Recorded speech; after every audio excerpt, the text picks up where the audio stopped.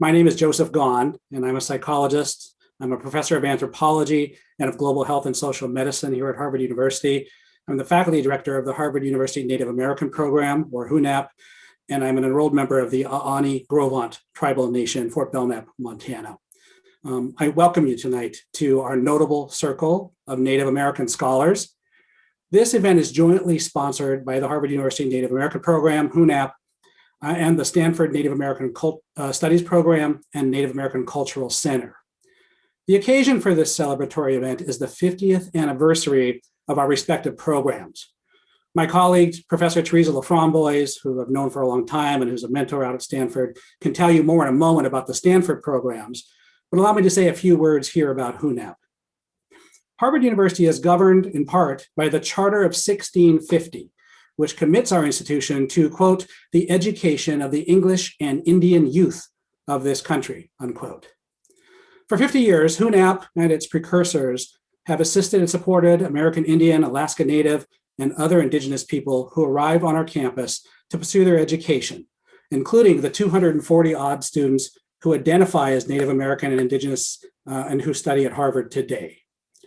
Our full fourfold mission at HUNAP includes education, community, scholarship, and inclusion. For this event, Professor LaFromboise, Teresa, and I consulted on the possibility of sponsoring a joint anniversary event and settled on this panel of 5 eminent American Indian scholars. For our purposes tonight, what these scholars have in common is that each has been elected to the prestigious American Academy of Arts and Sciences. For those of you who may be unfamiliar with the American Academy of Arts and Sciences, the Academy is one of the oldest learned societies in our nation. Established in 1780 during the American Revolution by John Adams, John Hancock, and other luminary early American leaders, the Academy has recognized over 13,000 members during the past 240 plus years, including many of the finest minds and influential leaders across all fields of endeavor in the nation. The 5 panelists who we'll hear from shortly are among the few Native American and Indigenous members of the Academy. By virtue of their election to its membership, they represent the very pinnacle of academic and leadership achievement to hail from Native American and Indigenous communities. I will add here also that we are especially grateful to the American Academy of Arts and Sciences for co-sponsoring this event tonight. Now, let me turn this over to Teresa for some welcome remarks from our Stanford colleagues. Teresa. Thank you, Joe. I have to say, whenever Joe invited me to co-host this with him and for Native American Studies to co-sponsor the event, I was just really thrilled. It's amazing to be in the presence of such great scholars. I am a professor of developmental and psychological sciences in the Graduate School of Education. I'm a counseling psychologist by training, and I study Native American mental health issues, the effectiveness of culturally informed prevention interventions, and the impact of constructs such as school belonging, racial and ethnic identity, bicultural integration, their impact on psychological well-being and academic motivation. I've been the director of Native American Studies at Stanford for 15 of its 25 years. So just as we have this wonderful celebration of the Stanford American Indian program and the Stanford program, we also have a 25-year anniversary of the Native American Studies program at Stanford, which is housed within the Center for the Comparative Study of Race and Ethnicity at Stanford. Before we go any further, I think it's very appropriate for us to begin with the land acknowledgements. So we will have land acknowledgements from Stanford and from Harvard. The first one that we have will be given by 2 Stanford students. It's a taped, sort of the official land acknowledgement of Stanford. The presenters are Will Paisley, who is Dene and Blackfeet, who grew up in the states of Washington and Montana. He is a master's candidate in policy and organizational and leadership studies in the Graduate School of Education. Along with him is Aja Tukros, who's Bitterroot Salish. She grew up in Southern California and Seattle, Washington, and she's a senior majoring in political science. So if we could go on with that.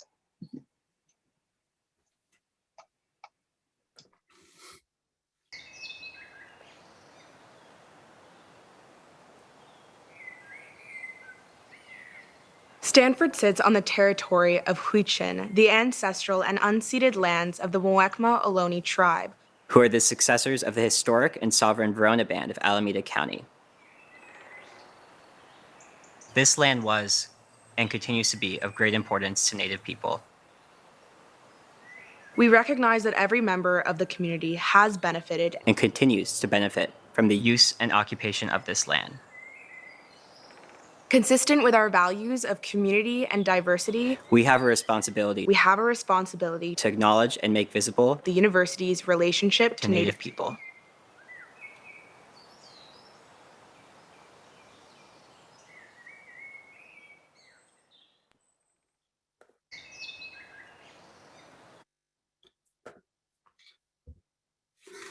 Thanks for that. Now, before turning this back over to Teresa, who will orient you to tonight's panel in a moment, allow me to first introduce you to the individual who provided a land acknowledgement on behalf of Harvard University.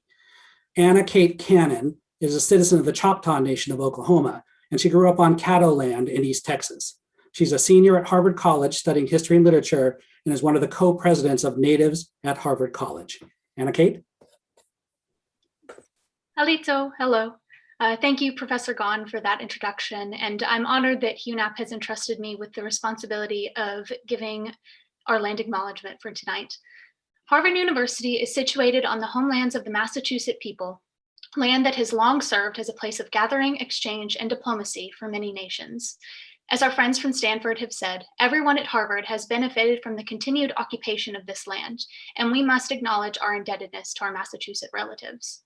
Harvard evolved alongside the persistence of the Massachusetts, Nipmuc, and Wampanoag nations. As enshrined in the Harvard Charter of 1650, this university has a commitment to the education of Native students, and we are grateful for the work that HUNAP and our Native professors have done in keeping this commitment alive. If you're not currently at Harvard or Stanford and have not already done so, I encourage you to learn both the past and present of the land you're on in order to honor the histories, present realities, and futures of the Native peoples who call it home. Yakoke, thank you everyone for being here today.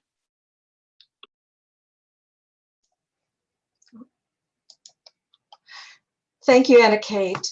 So I'll just go over the structure of the panel for a few moments here. We've asked each of our panelists to talk for about 12 minutes, reflecting on their academic journey, their engagement with compelling ideas, and their aspirations for future generations of Indigenous scholars. Once they finish speaking individually, the panel will engage in a question and answer session of about 40 minutes. I think we've tried to arrange for that amount of time. As the audience, we'd like to ask you to please place your questions in the Q&A box while the talks are being given, since you'll have limited amount of time once the panelists have finished their presentations, and we'd like to get to as many questions as possible. And Dr. Gaughan will sort of assign those questions to various panelist members. Then towards the end of the event, Dr. Gaughan will ask panelists if they have any closing remarks that they would like to share, and then we will begin, we'll have the Q&A and then the closing remarks, and we'll have a few comments from people interspersed after that. So I guess we should begin with the panel. First of all, I'd like, this event is from I'm sure from the Harvard side and certainly the Stanford side, is a collaboration of many people that have helped us. From this, the Stanford Native American program has been amazing. And fortunately, one of the alums, our alums, Aaliyah Chavez, has just published an article in Indian Country Today about the panel. And I asked if I could have, I loved a lot of her comments that she gave about the various panelists, and I asked her if she would allow me to share some of her words. So thank you, Aliyah, for that. Our first panelist is Professor Tsianina Lomawaima. She has just recently retired from the School of Social Transformation at Arizona State University. I believe it was just last December. She's the co-founder of the Native American and Indigenous Studies Association. She researches American Indian policy and the role of Native nations in shaping US federalism. She's a Stanford alum from the Department of Anthropology. I remember meeting you in the 80s. So great, love your work. And you have been elected to both the Academy of Arts and American Academy of Arts and Sciences and the National Academy of Education. Welcome, Tsianina. Thank you. Many thanks to Jill Gahn, Teresa LaFromboise, Shelley Lowe, Harvard's HUNAP, and Stanford's Native American Studies for convening and inviting me to join this remarkable group of humane scholars for whom I have so much respect and admiration. It really is an honor to be included, and pretty intimidating when I learned that I was first in line to speak. I'll do my best to get us started on what I am very sure will be an upward trajectory. I'm speaking today from the homelands of the Tonata and Yoeme and others, the beautiful desert place known in Spanish as Tucson, from the Autumn Tucson, Tucson, Arizona. Like many, I came to what we now call Indigenous studies through family. I grew up hearing my dad's stories of his childhood, stories steeped in the institutional setting of Chilocco, a federal off-reservation Indian school, boarding school. My dad's name was Curtis Thorpe Carr. He told compelling stories. It's taken me a long time, sadly, until after he passed away, to come to some deeper understanding and fuller appreciation of the threads of emotion, meaning, and instruction woven into his stories. Stories are woven into the fabric of Indigenous studies and everyday life in Indian country, and it's been inspiring to see how stories have taken center stage in the theory, method, and content of our field. Notably in the scholarship of the folks on this panel, but also in Brian Brayboy's articulation of how stories are our theories, Joanne Archibald's story work, Thomas King's The Truth About Stories. There are many examples of how we learn from, teach through, imagine with, and mature, make our place in the world through stories. Along about 2005, 2006, Robert Warrior pitched a storyline to a handful of colleagues I was happy and proud to be part of. A storyline imagining an inclusive, expansive professional scholarly association that has come to be and is known as NISA, Native American and Indigenous Studies Association. NISA has been instrumental for many of us in finding our place in the world. Working with and for NISA since 2006 has been a great joy for me, especially connecting with the international membership. From the beginning, significant participation from the Pacific, Australia, Aotearoa, the Ocean Sea and its network of many islands, folks who cross the US-Canada treaty line, scholars strengthening North-South relationships across the Americas who form the Avia Yala Working Group, colleagues from Sami land, many others. NISA's rootedness in an international sense of indigeneity resonates, I believe, with many Indigenous communities. Another source of joy in NISA has been an expanding representation of community-based research, powered by Indigenous epistemologies, theories, and methods, and participation of community-based intellectuals, performers, policy wonks, poets, and more. The conveners of this panel clearly had in mind the relationship between Indigenous studies and Indigenous people when they asked us, when they tasked us to address the importance of ideas for Indigenous scholarship that can matter in US, Indian country, and the Indigenous world beyond settler colonial national boundaries. I'll confess, my first thought was, what idea isn't important? After all, human beings live a life of ideas that take shape as tangible material objects and plans for action as art, as ceremony, as imagination. Well, that's on the one hand. On the other hand is the historically real divide between the academy, by which I mean this complex of higher ed institutions and scientific research on the one hand, and Indigenous peoples on the other. Academic and Indigenous worlds have different, sometimes mutually antagonistic goals. In that context, our convener's question carries a lot of weight. What ideas matter?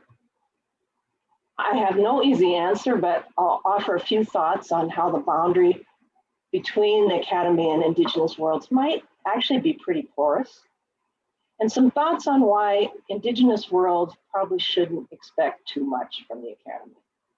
For starters, you may have noticed that the conveners asked us to address Indigenous studies and ideas in Indigenous communities, and I've been talking about the academy. Personally, I think this is really important. The academy, by which I mean this military, industrial, capitalist complex of higher ed institutions, is not the same thing as Indigenous studies. I mean, they're related, even intimately linked, but they're not the same thing. It would be a mistake to equate the two. Programs of Indigenous studies have found homes in academic institutions, but they are not of the academy in the sense of having been lovingly birthed and nurtured there.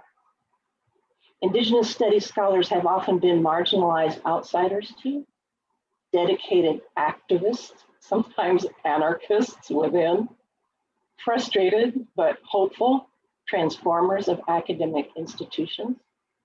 Tribal colleges, I think, are sometimes the exception to this rule. I believe Indigenous studies lives a lot closer to Indigenous communities than it does to any central administration of a university. Still in all, we've been bound by many academic constraints and conventions, which I have seen Indigenous studies work and work and work to reshape and puncture. More holes, more porosity. Admittedly, it's a painfully slow process, and our programs remain vulnerable. But Indigenous studies play a critical role in public education. Our classes and interactions with students can serve as pathways for non-Native learners to encounter historical truths about the nation they call home, about the contemporary vitality of Native people in modernity, the real world challenges and opportunities of religious, linguistic, and political diversity. Ideas, inherent sovereignty, Indigenous epistemology, how the Constitution actually defines treaties and the law of the land, an environmental ethos of relationality.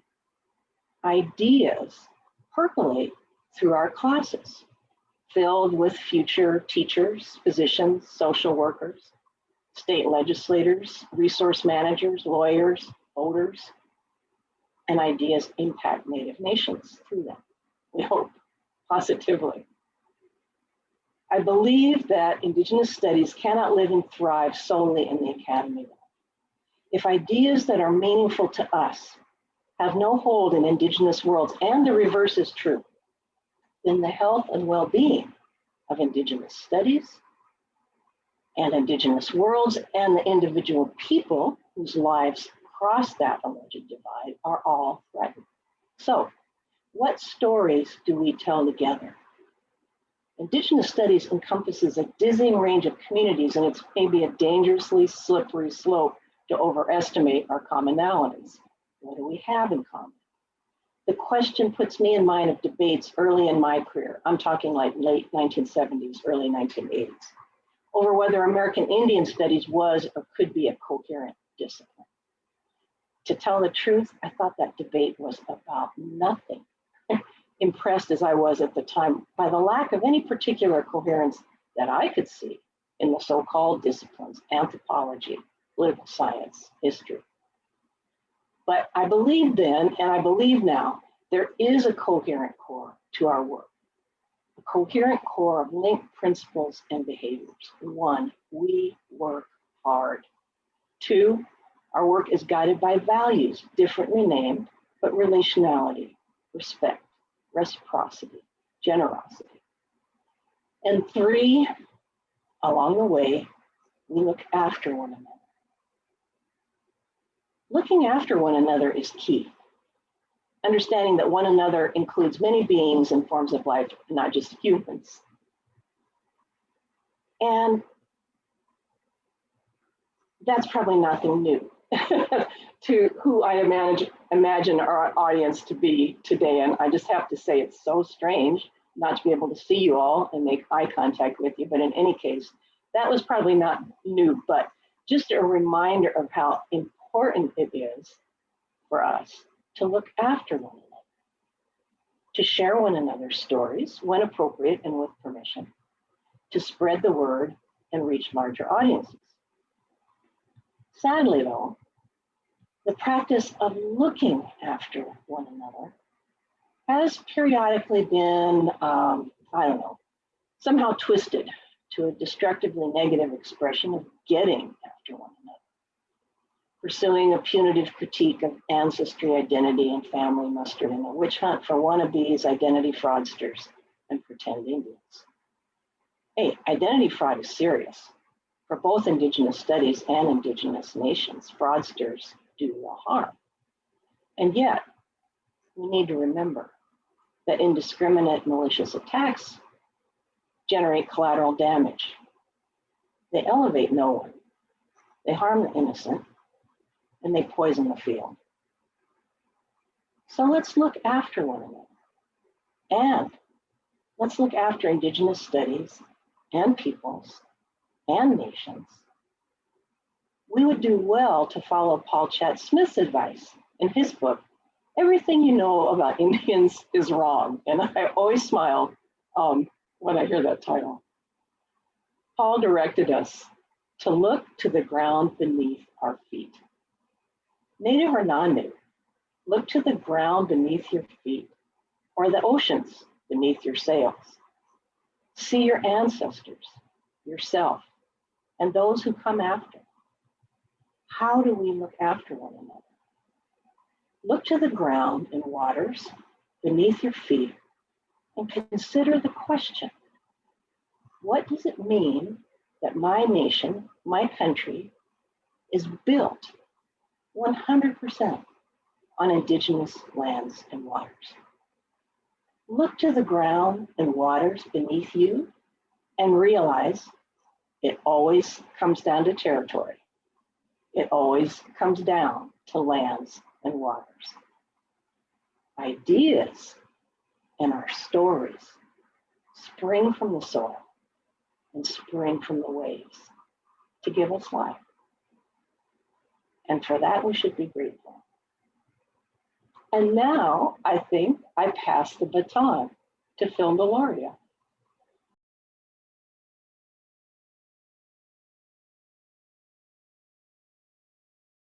Professor Deloria is the Leverett Saltonstall Professor of History at Harvard University.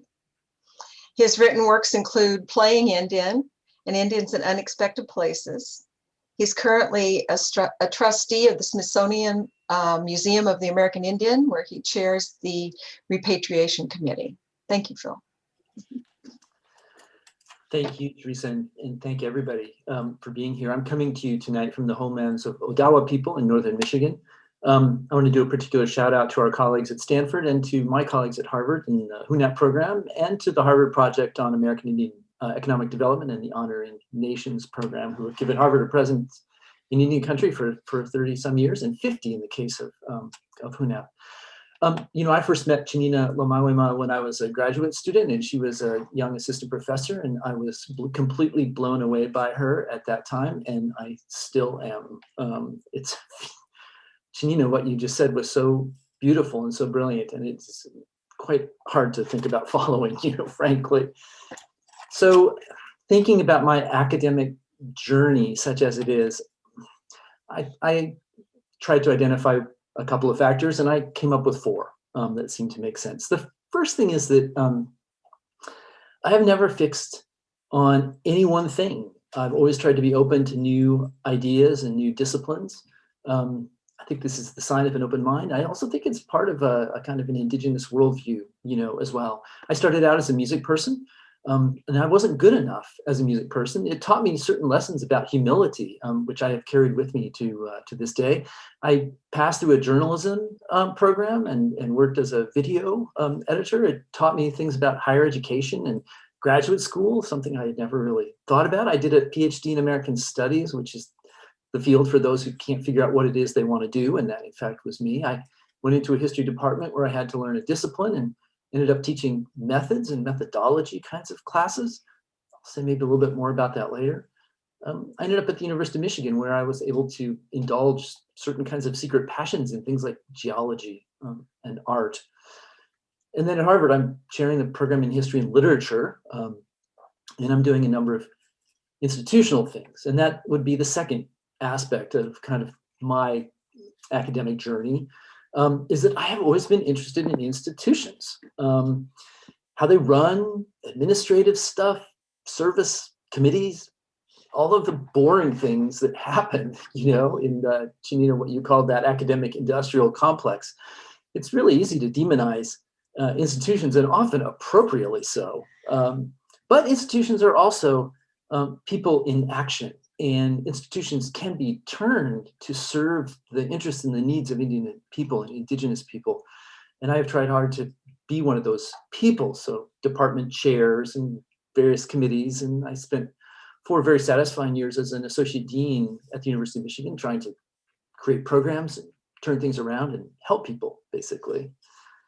One of the things that's been super important to me in these institutional contexts has been repatriation. From the very beginning of my career, when I was involved with the Denver Art Museum, the Colorado Historical Society, at Michigan, really working quite hard with our museums there, with the Museum of the American Indian, working on the repatriation committee, which I have happily handed over actually to Sherry Hundorf, who will be a fabulous chair of that committee going forward. And then of course, you know, trying to drive change in this area at Harvard, you know, as well. I wasn't part of that original group. Robert and I talked, that was part of the founding of NASA. Robert and I talked a lot about this, you know, but it also caught me, the founding of NASA, at the moment when I was doing some of these other administrative kinds of things. It has been really fun, though, to be part of the cohort of people who have been trying to really push Indigenous presence in the American Academy of Arts and Sciences. And I can't really say more about that than without giving a shout out to 2 people who I don't think get recognized with this, Doug Medine and Lauren Giglione from Northwestern, both of whom collared me after I was elected to the Academy and said, we must together work hard to nominate as many Native people as we possibly can. And many, many folks have picked up that, that mission and that agenda. Third thing, intellectually, I think it's been really important for me to try to think at the biggest possible levels, questions about the national American story and how Native people can contest that story at every turn, and how we problematize it, and how we try to seize control of it, how we try to keep our own independent stories going and make sure that those stories also have life relative to these larger stories that would swallow us up. It turns out I'm actually not a super good historian, I don't think, really. But paradoxically, I found myself teaching methods and then trying to think methodologically and methodically, which I think does lead to sort of bigger kinds of thinking, and thinking more about the political consequences. And then the fourth thing, I want to echo Tsianina's sort of sense of the importance of family. You know, I don't talk too much about this, but as a scholar, you know, the shadow that looms very, very large in my life is that of my father, Vine Deloria Jr. My grandfather, I think it's safe to say, was an equally important figure in my own intellectual world. I think that's actually a tradition in our family. It's become much clearer to me over time how much my grandfather actually wanted to teach us cultural kinds of things he was maybe a little worried we weren't getting at home. And that stuff has become more and more important, that life of lessons from him, you know, as time has gone on. It's also impossible, I think, for me to figure out all the things that I have absorbed over time from my father, you know, joining in on some of his work. Sometimes I tell this story about how my brother and I collated all of those brown-bound treaty volumes for each tribe back in the 70s, hanging out with many of the visitors, where he passed through the house, overhearing lots of conversations, trying to figure out what he was up to, sort of. And then later in my life, as I became a scholar in my own right, being able to make connections to folks that were in his circle, people like Suzanne Harjo, Keith Basso, people like that. I had in the early part of my career to dodge around all the fields where my dad had been there before me, before lots and lots of people. You know, when he was at Colorado, where we both taught together in the same place. I think he had appointments in 12 different departments. That's kind of how broad an intellectual imprint he had. And so one of the reasons I actually in the 90s got really quite interested in cultural theory, and people accused me of being a postmodernist and things like that, was because that was one of the very few places that he was not interested in. And I ended up going in that direction to sort of try to imagine some place for myself. Along with this, of course, there's long been a number of folks who thought that it was time for me to unleash my inner vine, as one person said to me, and to function as a polemicist or a more political writer or more political person. When in fact my personality was a little bit more institutional, as I've said. But what I found over the years has been a real pride and joy in carrying on the legacy of my dad and my grandfather and my great aunts, a feeling obligation to try to do well by him, as well as I could. Affectionate critiques sometimes from me to him. Not that he didn't do that to me as well, but also, my interest in sort of picking up and defending some of the positions that he took. He has shaped me in ways that I could not have imagined, and that even includes things like my interest in geology, which was something shared by him. I'm not quite sure what to say about, all the ideas. Tsianina has said so many interesting and wonderful things. It does seem to me there are important things that I end up caring about. Rethinking national narratives, rethinking all national narratives, rethinking the American national narratives, in particular, I think is a super important project. It's one I've really tried to center in some of the things that I've done. New ways to tell these kinds of stories and new ways to reach out and grab audiences who don't really think very much about Native people. And when they do think about Native people, they don't think in very good ways. They think in ignorance, and sometimes they think in hostility.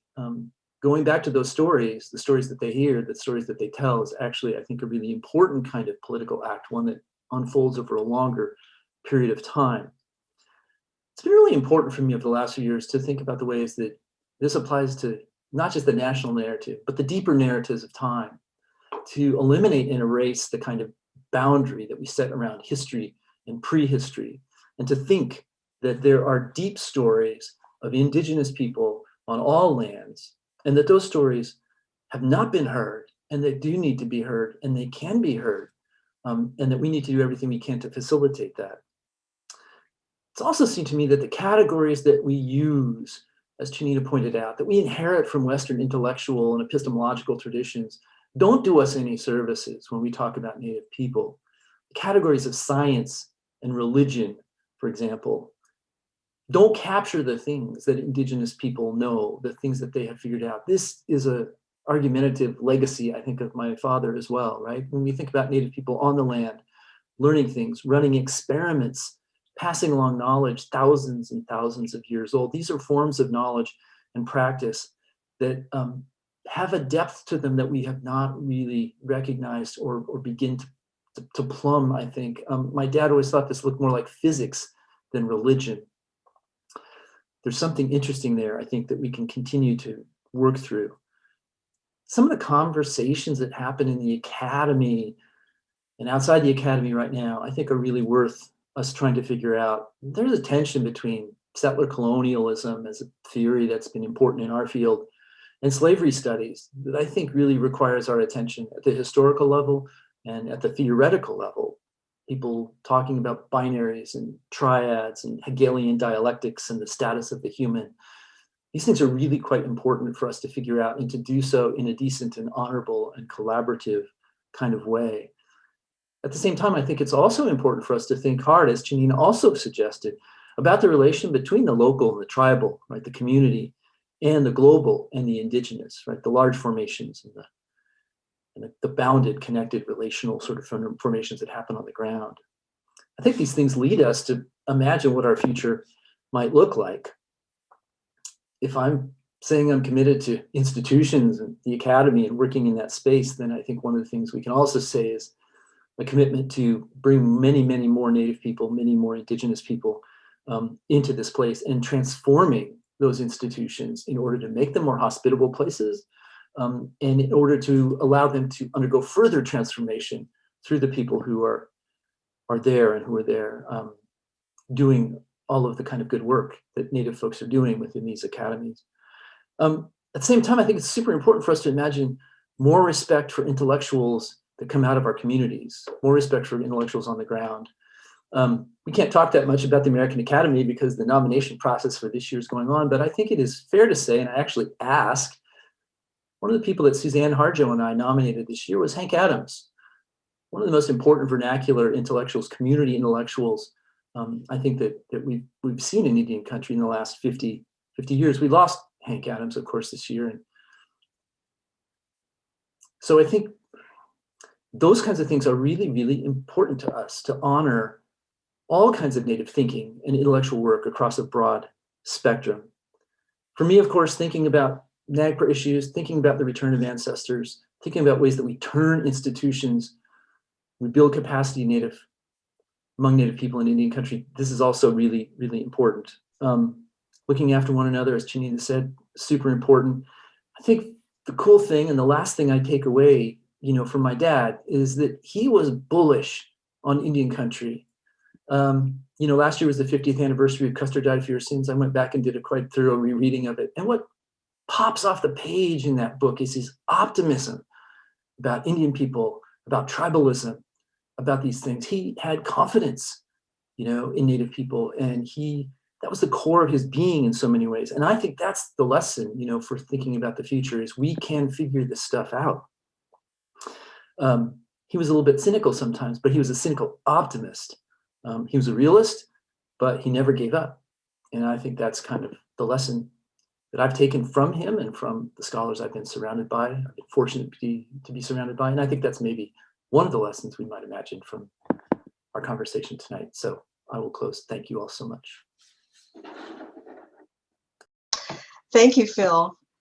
I appreciate so much of what you said, but I especially am appreciating being able to reflect upon having met your father at my house when I was a student at the University of Oklahoma, and my former husband was the chairman of the National Indian Law Students Association, and he had picked him up from the airport and brought him in for a minute before he took him to the hotel. And it was like the same, we were all just sort of starstruck by the fact that Vine Deloria had been in our home. So that's very interesting. Appreciate it. So nice to be able to bring him into this conversation. I suppose that happens with you a lot. Now it's time to introduce Professor Robert Warrior. Professor Warrior is the Hall Distinguished Professor of American Literature and Culture at the University of Kansas. His books include Tribal Secrets, Recovering American Indian Intellectual Traditions. He has others, but I thought that was certainly relevant to our panel today. Professor Warrior previously taught here at Stanford, and he has served as a professor and chair of Indigenous Studies at both the University of Oklahoma and the University of Illinois. So let's welcome Robert Warrior. Zani wawi hoi pikumbra. Ia doa akip she kumbra that Zani we ikshia. I've had multiple opportunities to spend time on both of the university campuses whose half-century histories we are honoring today. And I'm delighted to be among those asked to be a part of this afternoon's panel, or this evening, depending on where you are. The last time I was on the Stanford campus, I could not have greeted you as I've just done in Wajaja, or the Osage language, which I became a student of in the Osage Nation language program during the years I was a faculty member at the University of Oklahoma after I left Stanford. I'm grateful for the opportunity to virtually return to both campuses, especially among such wonderful company on the panel. And I also want to thank Joe Gahn, Teresa LaFromboise, Shelley Lowe, Karen Beesman, Denny Woodward, and others, and everyone else who's put so much effort into making this possible. I started by mentioning the last time I was on the Stanford campus because I'll be focusing on that moment as I frame my remarks. That last visit was in the winter of 2000, and it lasted only the time it took for me to return a minivan that I borrowed from a friend so that I could do a little driving around Palo Alto, Menlo Park, Atherton, and Redwood City. Redwood City being where I'd lived for 7 years while I was at Stanford as a faculty member starting in 1992. In 1999, I was a visiting professor at Cornell and was on a business trip for a meeting in Silicon Valley when I dropped off that minivan at the top of the Oval, and the friend who had loaned it to me drove me back to my hotel in downtown Palo Alto. I was still a faculty member at Stanford when I was on that trip in 2000, but I was in what is known as a terminal year, which is the year that many US universities grant to professors to whom it denies tenure, the status of permanent employment in academic institutions that developed in the US as a primary guarantee of academic freedom for faculty researchers. Stanford reviews untenured assistant professors like I was, most typically in their 7th year. In reviewing my accomplishments over the previous 7 years, really 6 years, which included 2 of the books mentioned in Teresa's generous introduction today, a significant number of my tenured colleagues in the English department, my best guess is 6 out of 24, were not persuaded that I demonstrated sufficient scholarly distinction to deserve tenure. My case still went to the next level of review, but after considering it, Dean Malcolm Beasley agreed with those 6 or so colleagues of mine and decided to stop my case from going forward. I hope it's not unforgivably bad form to bring up this painful and difficult moment involving one of our co-hosts, but as I considered this invitation, I kept coming back to the story I'm narrating here today, in part because the abruptness of my departure from Stanford never provided an opportunity to express myself to the Native students, faculty, and staff with whom I was honored to work. Back to the story. A year before, I had expressed doubts about my tenure prospects to my colleague Ramon Saldivar as we talked over coffee one afternoon. So it'd be insincere to say I was shocked or surprised to be turned down. I asked Ramon directly that day whether or not I should be worried, which I clearly was. And I felt his response about the good work I had done carefully avoided my question in a way that indicated to me that he was also worried. Stanford, as you can probably imagine, is a tough place to achieve tenure. And in spite of the many times the provost, who was then Condoleezza Rice, and others stated that the university was a place where every person without tenure was hired with the assumption that they could succeed in the tenure process, the specter of an unsuccessful tenure process was never far away. As I would find out in the months and years to come, being anxious about what might happen and living through an unsuccessful tenure case turned out to be tremendously different things. The process of making it through that period is what I've decided to focus on today, and I hope what I say will offer you something worth thinking about as you consider your own challenges and circumstances. After saying a bit more about what happened in the aftermath of losing my job in 1999, I'll offer 2 brief insights that I've drawn from that experience. And then we'll look forward to hearing the rest of what Greg and Henrietta have to say and what you all have to say in the questions and our conversation after. So I think it's fair to say ambivalence defined my relationship to Stanford from the time I applied for a job there and what turned out to be my last year of graduate school. The previous years, I had done a lot of writing in the Native press and alternative press chronicling how community organizers and activists in the Native world were responding to celebrations and commemorations of the 500th anniversary in 1992 of Columbus's arrival in the Americas. I went from that world of organizers who do their work on a shoestring to the tremendous wealth surrounding the university in Silicon Valley. I was making $39,500 a year, which is more than either of my parents had ever made in a single year. But for me, it was barely enough to qualify for a loan from Stanford's credit union for a $6,500 small pickup truck. One thing I was not ambivalent about was the Native community at Stanford, which welcomed me in a way that made the fact that I was, for the time being, the only Native faculty member easier. My first 2 years I taught a required first-year composition class focused on Native issues, and I arranged to have it open to the new incoming Native students before it became available to others, and 10 to 12 Native students enrolled in those courses. I was especially happy to support the staff of the Native American Cultural Center, Jim Larimore, who was the director those first years, and Denny Woodward, who's still there now, and Beverly Corriere, in successfully guiding and nudging the students involved in the program toward a stronger academic identity as a student organization. The idea of belonging was making its way into critical scholarship on race, ethnicity, and indigeneity in those days. And I realized as I worked with Native students at Stanford that belonging was at the root of problems many Native students were facing, not just on that campus, but across the continent. As a mentor dedicated to helping Native students succeed, I looked for ways to reinforce the idea that we belonged. I noticed that students consistently referred to the university in us-them terms. I can ask, but they will tell me no. I started saying in response that I was, as a faculty member, part of them. What was difficult was how often the institution, in big and small, formal and informal ways, reinforced the idea that Native people didn't belong on campus. With the negative news about my tenure case in the winter of 1999, I was suddenly the one having to deal with the institution telling me I didn't belong. I'd done good work, the official notification from the dean told me, but what I did was too narrowly focused. American Indians, in other words, weren't a big enough concern to justify tenure at Stanford. Worse yet, the dean said that even though I was a popular mentor, that's a quote, concerns had arisen about my teaching. That was hard not to take in the worst way possible. Apparently, what I'd been doing in my work with Native students was increasing my popularity. The implication I took from the dean's sparse comments in his letter explaining his decision was that my courses were not serious. My service to the student community that had felt like hell to create the faculty position I held was a problem, and my scholarship did not count.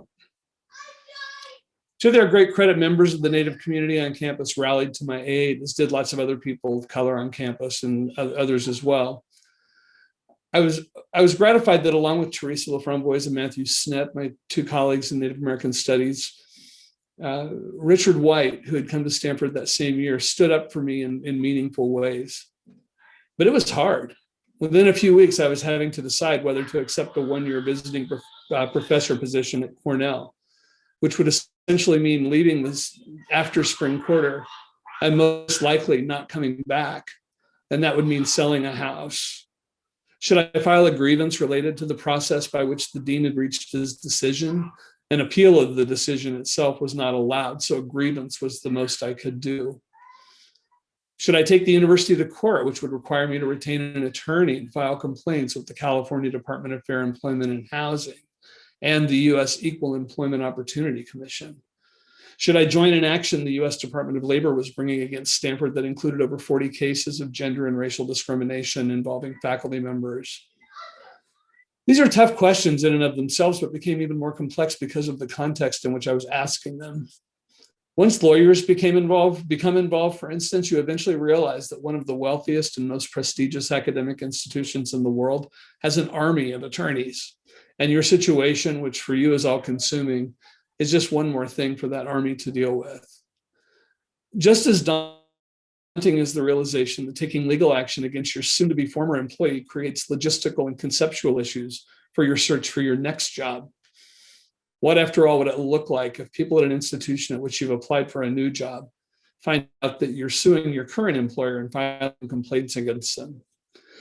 Then there's the sheer workload. What happens if your job application deadlines are similar or the same as the deadlines for filing a complaint?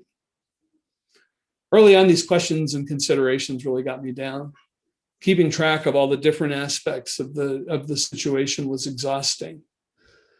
So for about a month, I threw myself a pity party, and it was a good one. It was fueled by the conflicting emotions of frustration, embarrassment, and rage.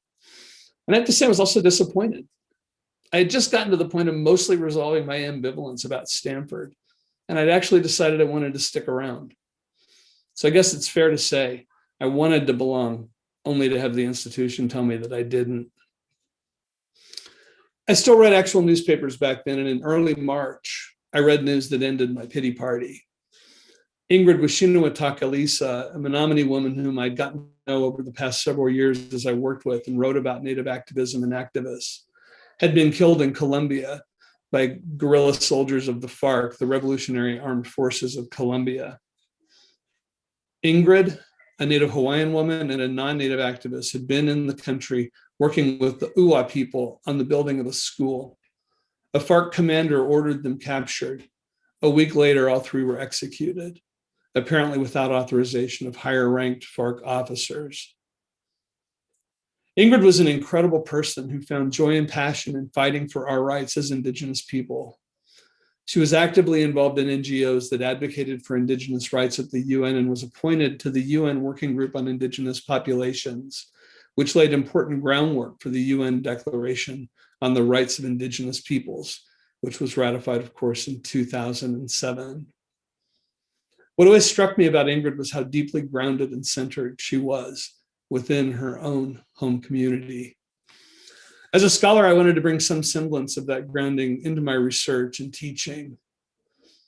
As I thought of being denied tenure and Ingrid losing her life in the service of an Indigenous community thousands of miles away from her home at Menominee, I found it hard to continue feeling sorry for myself.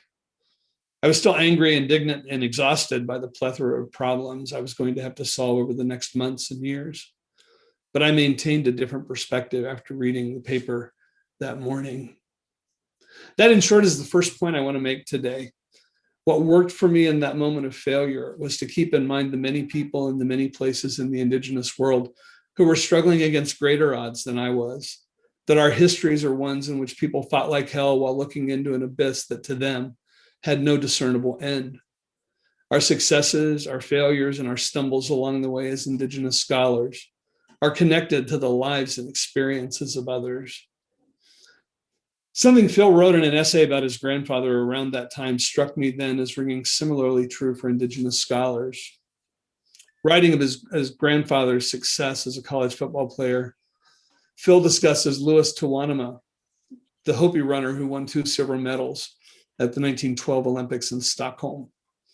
Tsianina knew Phil wrote, and this is a rough, this is a paraphrase, I think, it's not quite a quote. There were runners back home at Hopi with stronger legs and better wind than him, even as he was enjoying global success. Those of us who take this work of scholarship seriously learn early on a similar lesson about the intellectual work that we do. One reason it's important for us to have a sense of back home is because having knowledge of what it means to be back home helps you understand the intellectual equivalent of what Phil Deloria says Louis Tsianina knew about running, that women and men back home are smarter and wiser than us. And not just the medicine people maintaining ceremonies on reservations, but community organizers in big cities and reservation towns, cooks, singers, nurses, doctors, journalists, educators, and artists.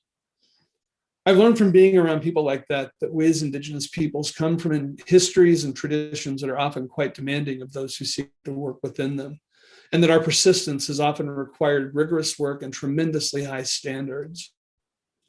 During that spring of 1999, as I sorted out what I would do next, my friend Craig Womack came and visited, as he would sometimes do when he visited his parents in Sacramento. As I filled Craig in on the details of what had gone down in my tenure case, offering my current theory of what had gone wrong, he looked at me and said something like, "Robert, you wrote Tribal Secrets and Like a Hurricane." Craig's point was a blunt one and a good one, along with reminding me of what I had achieved, that what I had achieved was bigger than one institution's judgment of it. It helped me realize something that I shared with many people in conversations over the past 2 decades, including times I've mentored people about the tenure process. That is, however high an institution's standards are, I realized back in 1999 when I was dealing with being denied tenure, that my standards for my own work are higher. Whatever value the work I've done has derives not from someone else's standards, but from mine. That was the biggest and most important favor I did for myself back then, making a commitment to striving to meet the demanding standards I set for myself as my first and best priority. If I can achieve that goal, I'll always know for myself something that the affirmations of others cannot provide. At times I come up short, but when I do, I know where to go to find my way. Thank you.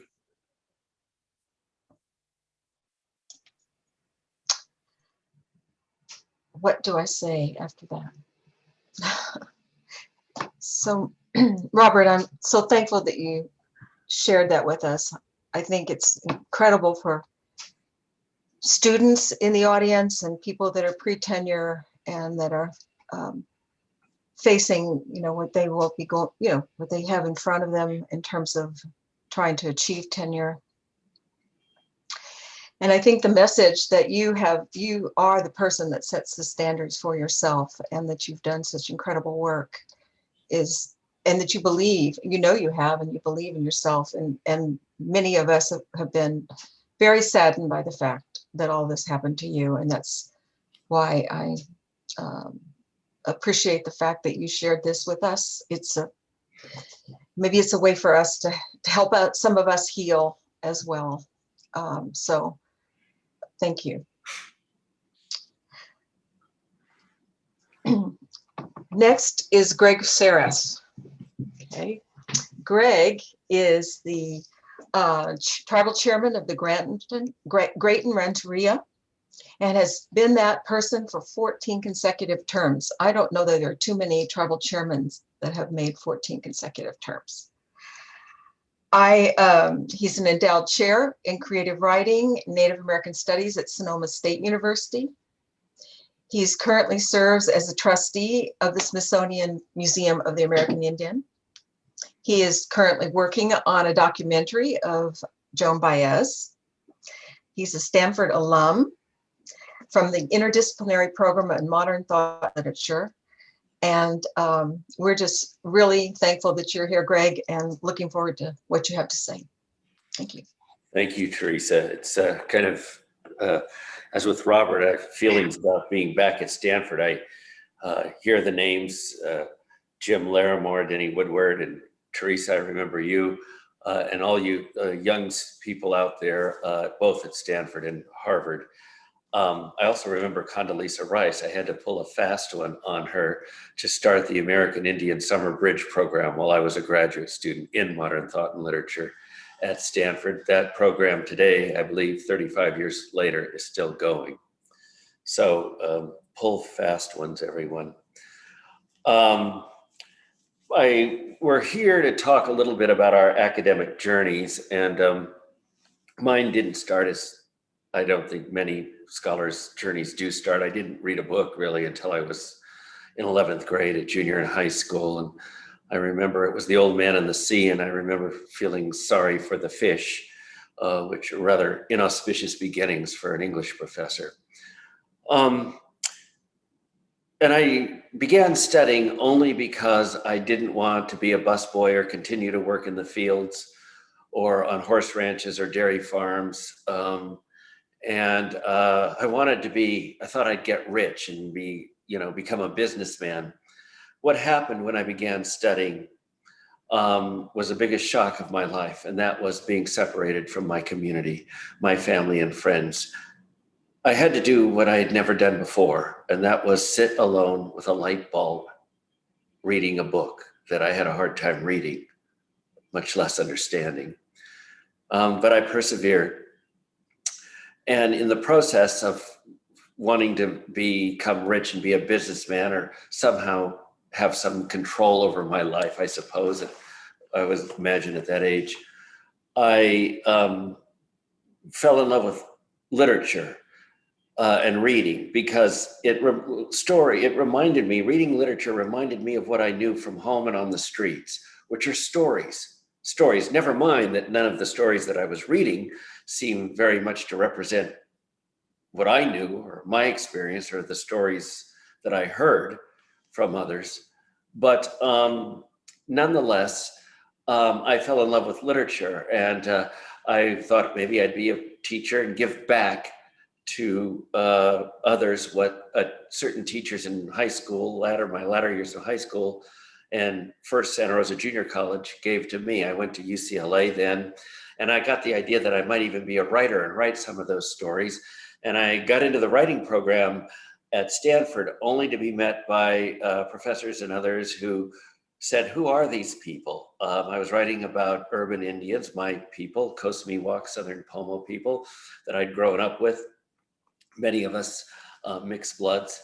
And I think in those days, everybody was expected to write what we call a minimalist story about Sarah, who goes to Martha's Vineyard one summer and has an epiphany and decides to part her hair on the other side of her head. And I couldn't relate to that, but they couldn't relate to the idea that an Indian wasn't somebody besides a person on a pinto horse chasing buffaloes. And to make a long story short, I did what a lot of people who are writers who are frightened and need to make a living. I became a professor. So I came back to Stanford in the PhD program. Heady days. I got into the modern thought and literature program, thought I'd become a professor so I'd have a roof over my head. And we were very, very exciting times in that program. Everybody was talking about post-structuralist theory and reader response theory and all this sort of thing. And we were supposed to cherish our identities and all of that. But increasingly, I felt a sort of chasm that was creating a kind of schizophrenia that I have felt all my life. That was the difference between what I was supposed to be as an Indian person or as a scholar versus what I knew from home. And I was constantly wrestling with that. And to get a job, I think Robert alluded to this. There are certain expectations or preconceived notions. And even though in academia, we're talking about the ways in which we are going to liberalize ourselves, understand other people, we create new nationalisms, new boxes by which we're judged. Our identities are judged, our work is judged. And I got more and more upset with what I was talking about, American Indians and my people, and the discrepancy between that and who I was talking to, academics.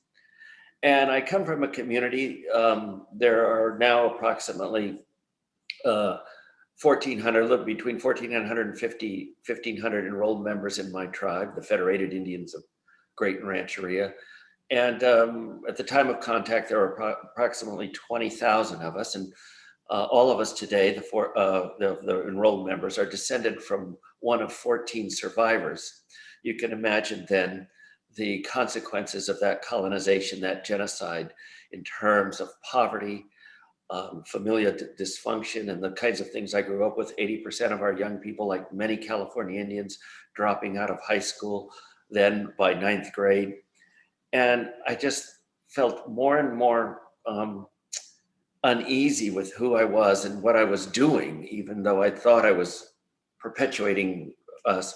Anyway, I went on, got a very good job at UCLA as a professor of English.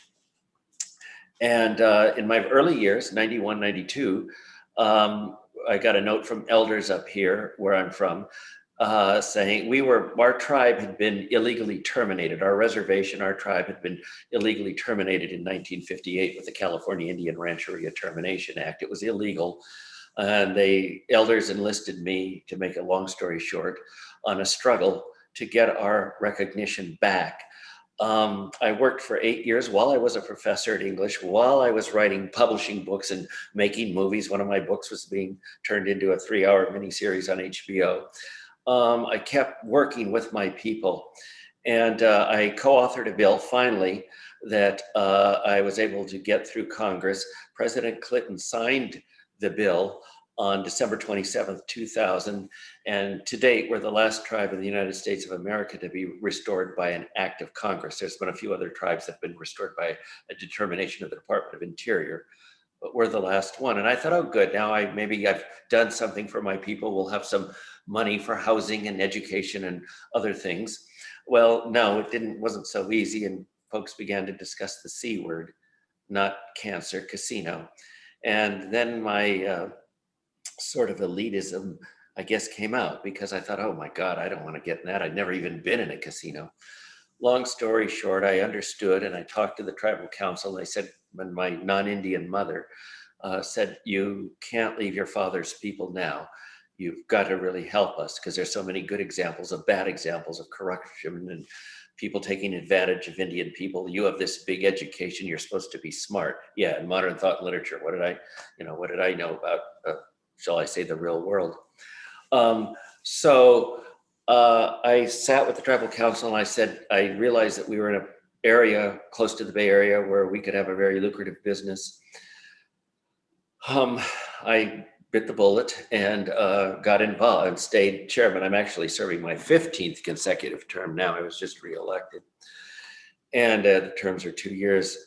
So I said, can this be a platform for social justice and environmental stewardship in addition to benefiting our people, creating options for our people, empowering our people? I knew there was a lot of dysfunction in our people, amongst our people, as a consequence of the legacy of colonization and poverty. I knew I would have to be a preacher reminding people that no amount of money can undo the poverty of our souls as a consequence of this history that we had to live. But let's go ahead, let's try it, let's move ahead, let's create a new model. It took a lot of heat from this community about building a casino. Again, you hear the stereotypes. What does gambling, what do casinos have to do with Indian values? And when I was writing books and making movies, I was the community's hero. I come back and do a casino and I'm the devil. This huge pariah. But what became clear to me is how deep the racism goes. What the white community, the people in power where I'd grown up, feared most was that red people, brown people would be empowered. We persevered. I borrowed $1 billion one summer, built a casino, the most expensive to date in this country. The casino's become very successful, and with a wonderful tribal council and the support and love of my people, we have created a transformative model whereby today, where we had 80% of our kids dropping out from high school, 100% graduate from high school. We have, in addition to the per caps, and in order for the 18-year-olds to get their per caps, they have to take a cultural literacy course, financial literacy course, and have a high school diploma or equivalent. Everybody in the tribe will have money for a down payment on a first house. Everybody has an insurance policy in their pocket, and every student can go to his or her or their college of their choice. Room and board tuition is paid. Equally important, in our business with over 2,000 team members, every team member who works only 20 hours or more a week gets the Kaiser Gold Cadillac plan, where they pay nothing out of their paycheck for full coverage. They can add their family members for $20 a year. They get dental, medical, and we feed them. In addition, we have become a major platform in Northern California, and I would argue California, for environmental stewardship and social justice. To the local communities, we have given over $120 million to the city of Roanoke Park, the nearby city, and Sonoma County.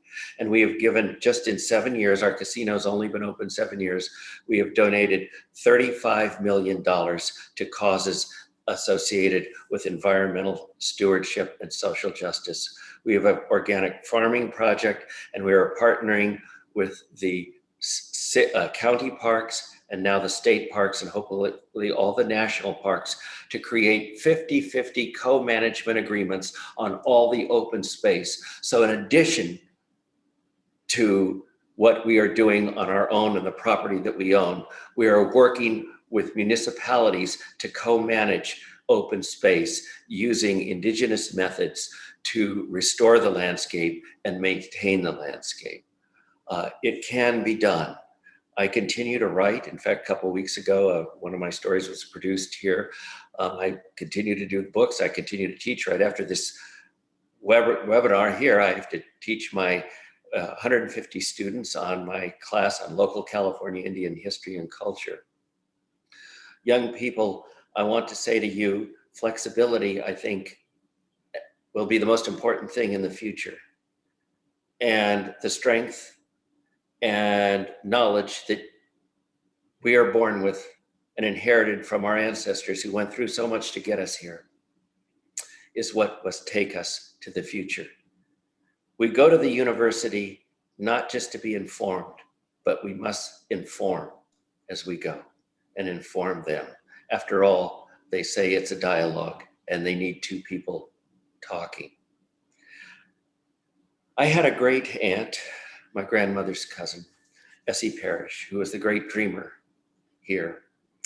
She had a second grade education. She raised 15 children. She doctored the sick, was a renowned basket weaver. Her baskets are in the Smithsonian, where I'm now on the board of the NMAI. And she did many films. She doctored the sick, as I said, and covered all the ceremonies, worked in the apple canneries, and with a second grade education, played 7 musical instruments. And I once said to her, "Auntie, how you do so many things? How you do all these things?" And she said to me, "Ain't no such a word as can't." And I will add to all of you young people, if there's no such a word as can't, then you must. Blessings, folks. Thank you, Greg. You wrote a book about her, your Essie as well, right? Mabel, yes, but I'm sorry, Mabel. Yes. Yes. Okay. I had the great pleasure once of going to the Strawberry Festival at your invitation to a number of people at Stanford. And you introduced us to a good number of your aunties there. And that was really, really neat. And it was very wonderful. I didn't make your graduation party, but my daughter and Dr. Betty Parent did. And I remember that part. So that's our, my daughter's claim to fame in getting to know you. I went to his graduation party. So I'm sounding trivial, and I don't mean to. I'm just really excited to continue on, and I'm especially excited to introduce our last panelist, and that is Professor Henrietta Mann. Professor Henrietta Mann is the Emerita Professor of Native American Studies at the University of Montana, Missoula, and Montana State, Bozeman. She's the founding president of the Cheyenne and Arapaho Tribal College. She is not only a member of the American Academy of Arts and Sciences, but like Tsianina, she has also been elected to the National Academy of Education. So I don't want to take any more of Dr. Mann's time. I'm just so excited to hear from you. Thank you so much for joining us, Dr. Mann. Thank you. Good evening to everyone out there. I almost said no to Teresa and Joe when they asked me to participate when I saw the other 4 members of the panel. But I thought, no, when have you ever said no and been scared away? So I thought, okay, I am an octogenarian and they are very respectful individuals. And so because of my great respect for Joe and Teresa and for the 2 institutions where they work, I said, okay. But to myself, like Tsianina, I says, what am I doing here? I would like to say that as but one elder and retired university professor, I am so fortunate to live in a time and a place where Indigenous peoples continue to give life to succeeding generations of intellectuals. Such intellectual giants carry vast systems of ancestral knowledge into the university classroom and have also integrated our grandparents' wisdom into the written word. I am humbled to sit in this circle with distinguished Native American scholars who are the carriers of Indigenous wisdom, histories, and ways of being. Thank you for the treasured gift of this day. I also wish to express my appreciation to the organizers and the sponsors who made this gathering possible. Further, I extend my welcome to friends, community members, and students who sit in the great directions of the universal circle of life in this virtual gathering. It is totally appropriate and fitting to celebrate 1/2 a century of academic inclusion of Indigenous knowledge at Stanford University and Harvard University. I remember when I turned 50 and my father told me that I had reached the high point of my life and that I stood on a hill with my life work swaying like a flag for all to see. Utilizing this cultural frame of reference, these two institutions, located on opposite ends of our continent, have their flags of Indigenous cultural achievement waving for all to see. What a tribute to those who have labored in the trenches of Native American programs.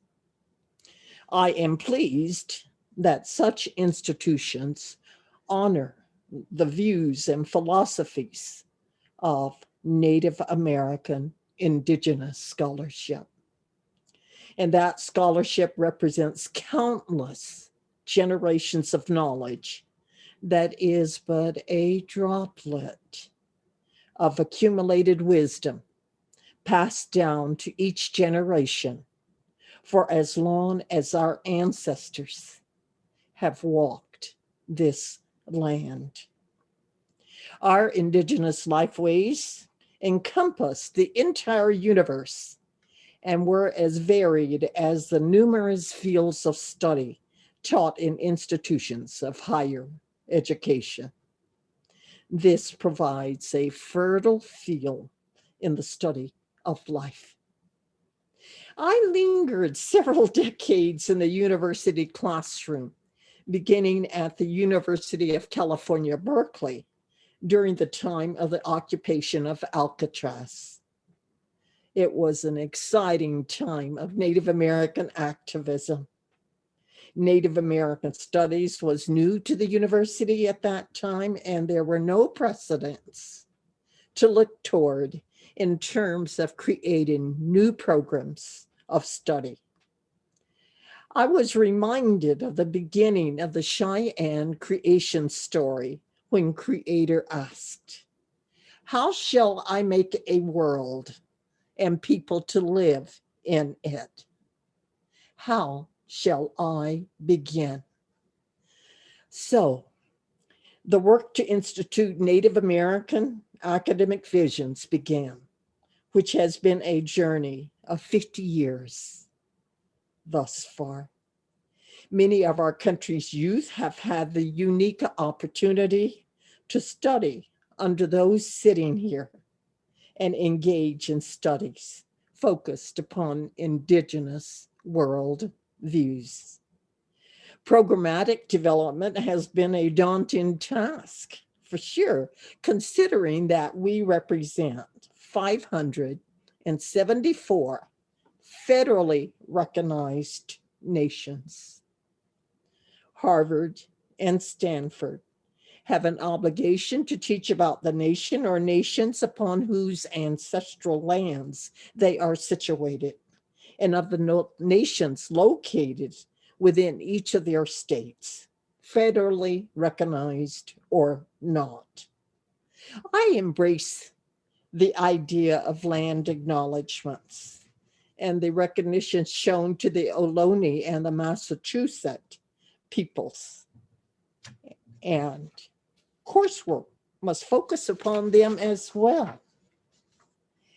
Native American programs are significant in their basic mission to educate Indigenous youth with appropriate cultural and historical knowledge taught from their frame of reference.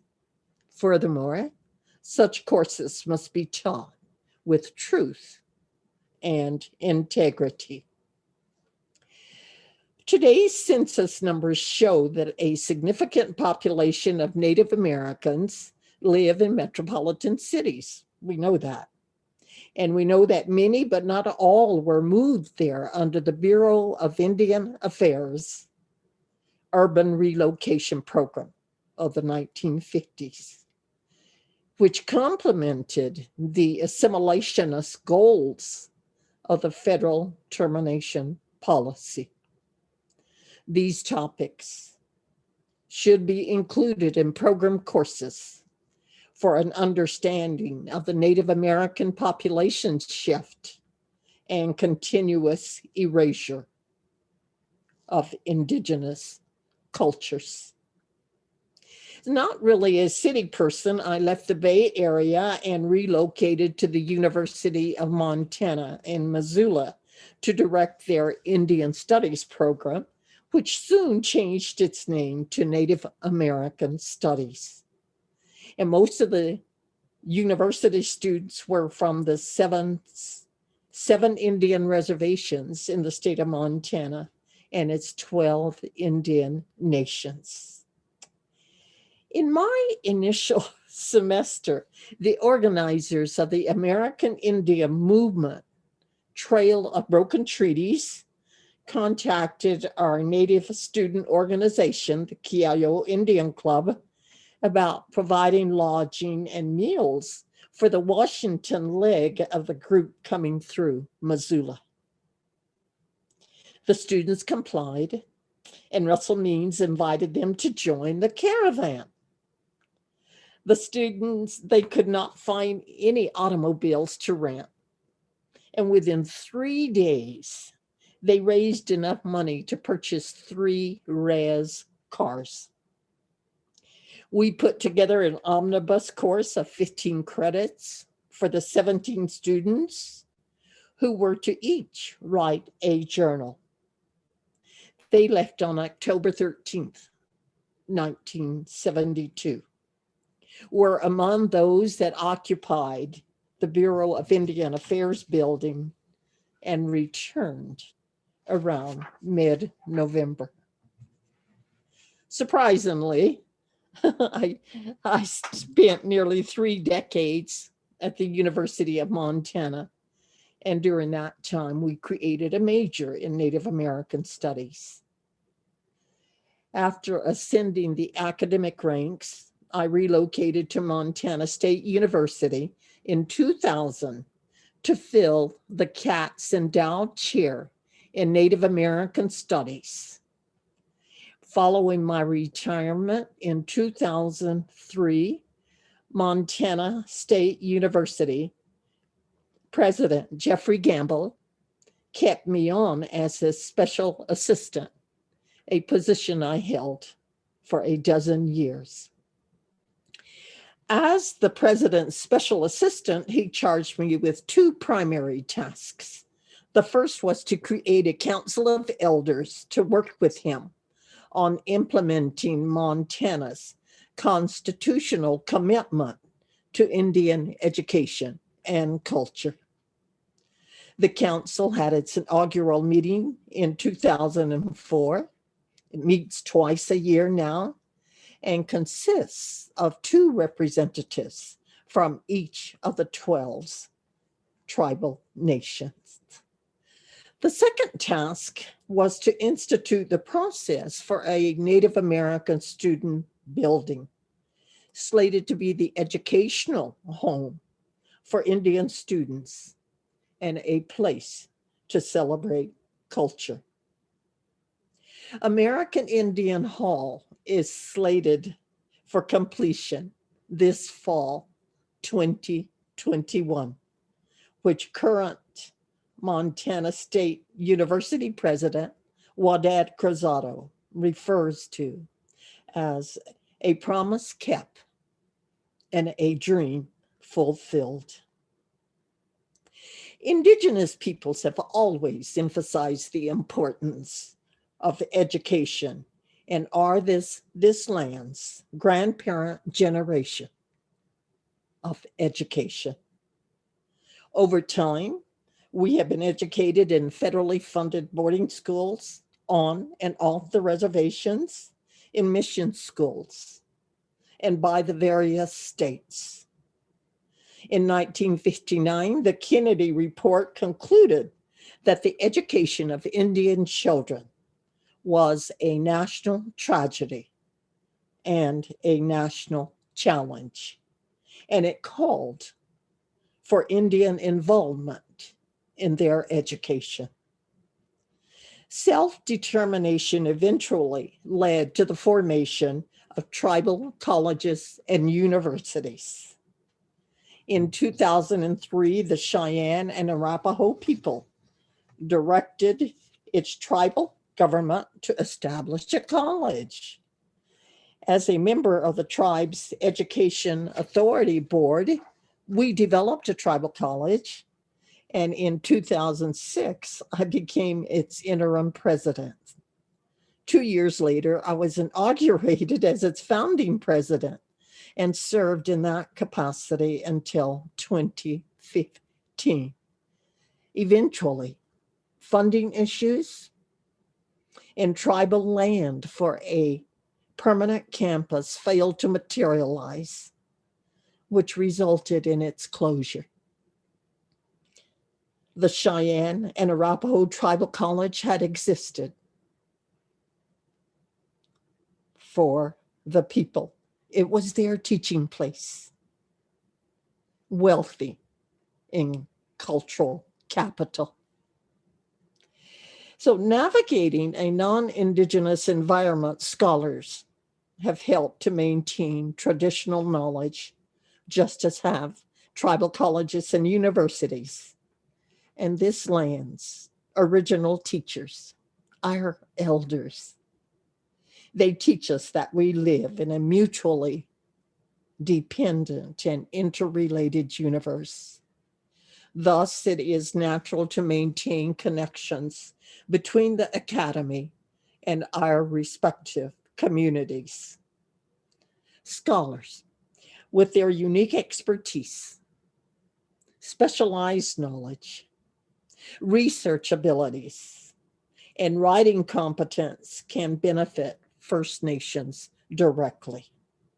Or they can educate future Indigenous scholars in collaborating with tribal governments in the development of language maintenance programs, preserving their stories which clarify and maintain culture, substantiating land relationships to protect sacred sites, assisting in developing required reports for repatriation, and documenting a tribe's ecological knowledge to forestall the critical effects of climate change and global warming. As but a beginning, we should promote environmental education. We must assess and reduce our common vulnerability to a changing environment. Just as the Makah tribes of the Pacific Northwest, other Indigenous nations must also develop their own climate adaptation plans, which are critical in safeguarding the planet. As Indigenous peoples, we have unending stewardship responsibilities to Earth. And when our when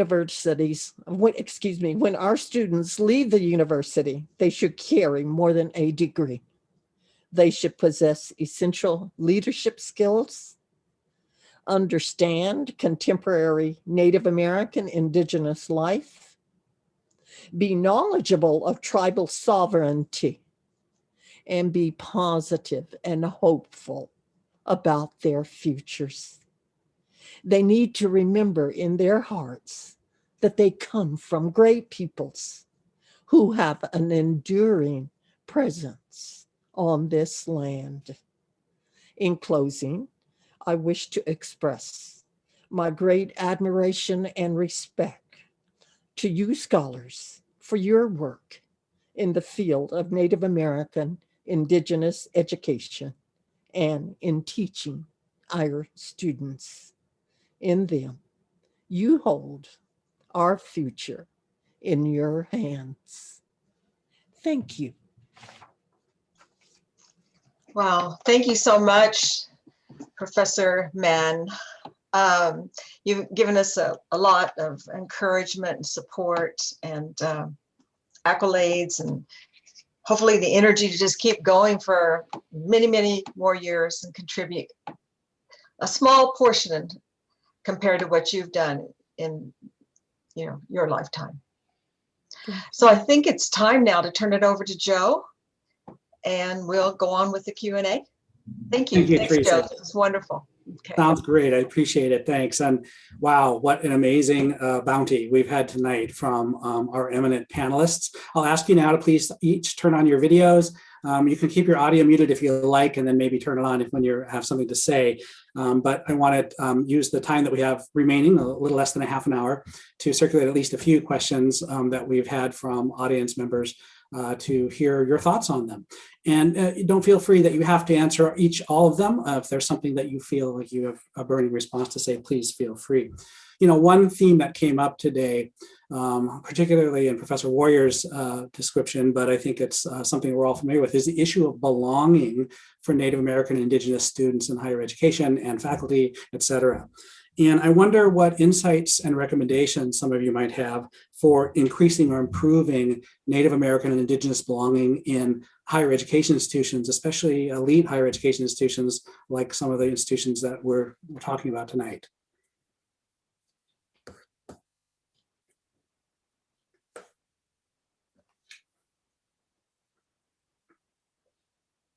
I'm not seeing. You need to call on someone, Joe. I could do that. That's fine. Well, Robert, why don't we start with you, please? So, one thing I did mention is modeling, and I think that it's important. I think it's always been important to me to model the sense of belonging, that if I'm a faculty member and I'm working with Native students and I don't act like I belong in the institution, it's going to be hard for them to really see themselves as belonging. And I think that that's a really crucial part of faculty leadership. And you don't always have to feel like you belong to act like you belong, and I think that there's that kind of fake it till you make it kind of attitude. And at the same time, I think the kind of ambivalence that I was talking about is also true for a lot of people. But I think that and I think when people do feel ambivalent about the institution, I think most people have lots of colleagues who have their own stories of not feeling as though they belong in the institution. I always try to preserve the idea that for Native people in the academy, there are particular ways that we experience the isolation. I think that we experience, and it may be more isolation than other people feel. But it doesn't mean that everybody else feels like they belong and everybody else isn't isolated and we're the ones who are isolated. Going to graduate school is isolating in and of itself. So I think that these things are always kind of compounded with each other. And, one thing you have to do, I think, in a lot of institutions is you have to create relationships with other people, non-Native people who can help you. Sometimes that's other students. Sometimes that's that's your professors. It's people who are recommended to you, and you never know where you're going to find that, that help. And those are the things I think when you navigate into an institution, that's acting like you belong there. And that can be really, really helpful. I guess the last thing I would say is I always want to say sometimes to students, I say, who forced you to apply to come to school here? You filled out an application, right? You sent it in. You wanted to come here. So try to remember that and say that the institution agreed with you and wanted you to come. So we have at least that basic agreement done, and maybe go from there. Thanks, Robert. That's very illuminating. And Professor Mann, Henry, you've been around perhaps as long as anyone here in higher education. What are your thoughts about improving, increasing belonging for those of us who are at these institutions?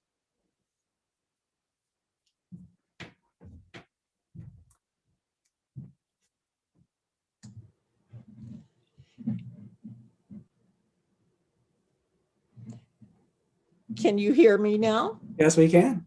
Okay. Oh, it is so important to have an academic home, let us say, for students when they come to campuses that can create culture shock.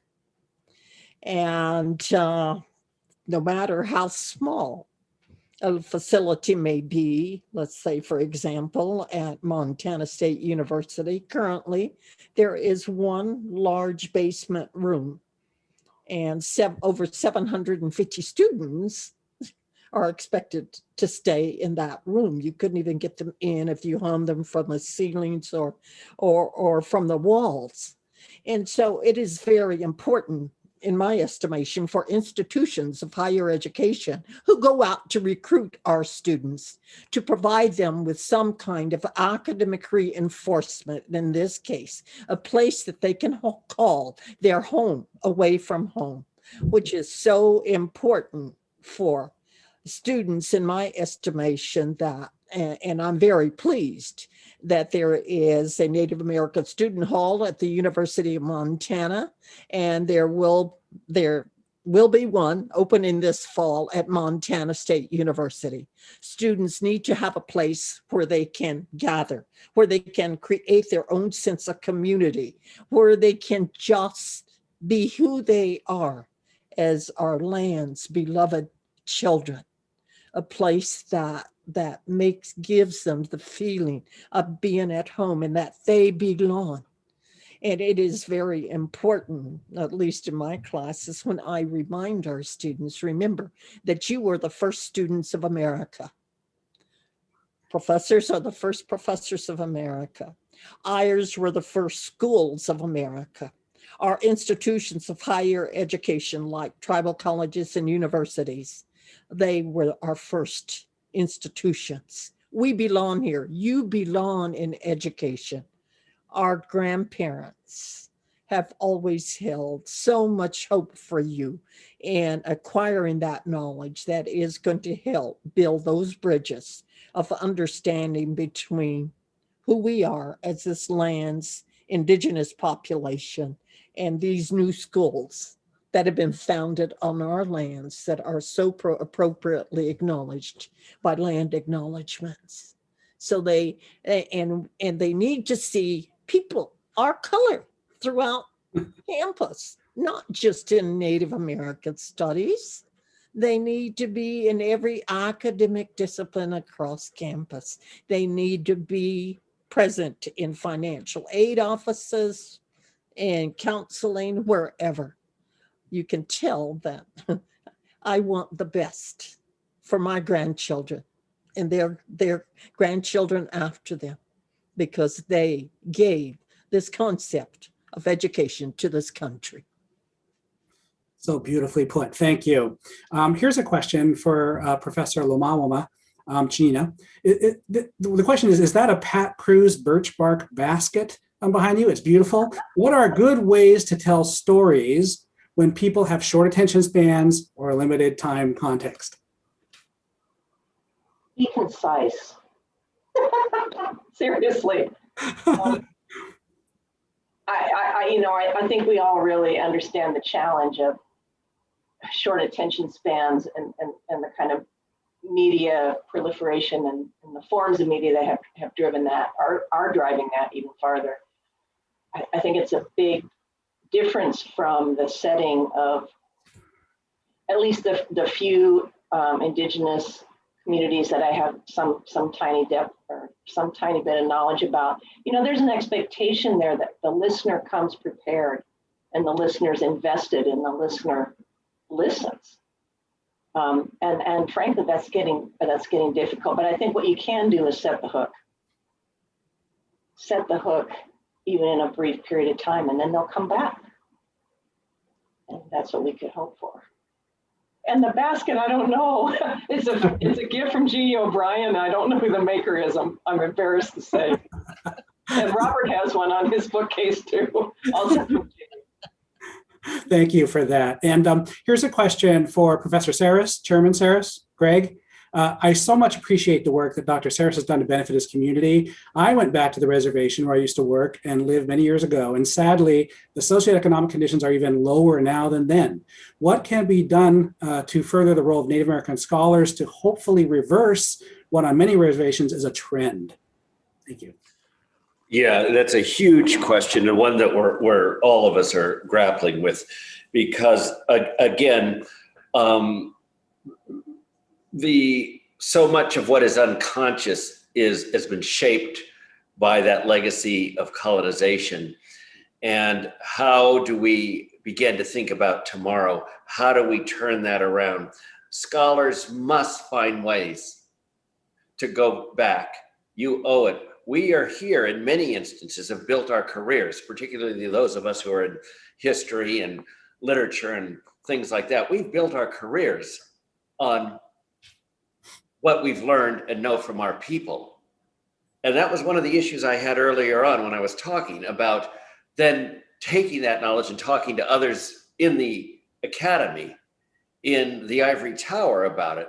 We need to, the language that we've learned to understand terms like internalized oppression and so forth, we need to go back to our communities as scholars and show our people and help our people understand what is plaguing them, help them name the monster that is our US history, help them name that. Likewise, to an earlier question that came up, so often when we get to the institutions too, as students, the culture shock is amazing. It's so strange when, I remember hearing students complain about what their parents wouldn't buy them. And I thought, oh my God. And then the other thing, bitching about their parents, where the cultures are so different and there's so many turns that you must constantly navigate around you that are so different. But to answer this question, the challenge is to go home. As a leader among my people, my job is as much a politician as it is a preacher. And I write a monthly column where I not only talk about the various issues that have to do with our tribe and the business and the things we're doing, but talk about the issues of internalized oppression, help us understand how we think and how we can begin to think about tomorrow. We can begin to think about tomorrow. We do have a home. We can feel safe. And once we feel safe, we can move and imagine a future, which we've not had the privilege, and I say privilege, of being able to do when conditions are so difficult. We're plagued by drugs, crystal meth. So many things are plaguing our young people. But we have a responsibility as scholars to the communities that we represent in the academy and that represent us. So they're fine to go ways. I mean, so often we get requests for money that, want to build, the universities want to build archives and things like that.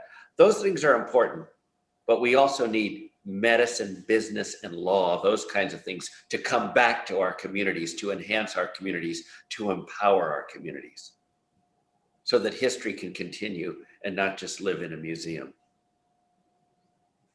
Terrific. Professor Deloria, Phil, I see that you might have a comment about this as well.